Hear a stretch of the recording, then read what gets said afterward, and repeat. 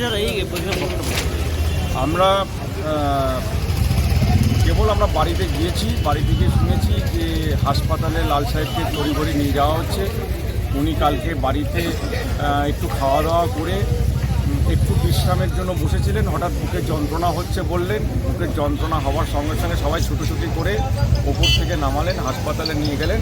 তখন 11:53 ডাক্তারবাবু ঘোষণা করলেন নাসিরউদ্দিন আহমেদ মহাশয় মৃত বলে ঘোষণা করলেন।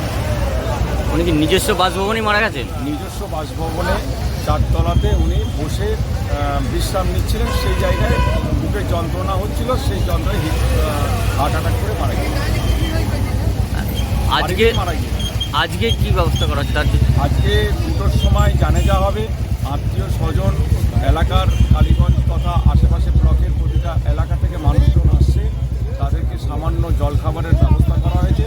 তারপর 2টোর সময় জানাজা হবে, 2:30 থেকে 3টের মধ্যে বাড়ি যাবে। নামটা? আমার নাম সুরেশ আগরওয়ালা, মীরা 1 নম্বর অঞ্চল তৃণমূল কংগ্রেস সভাপতি।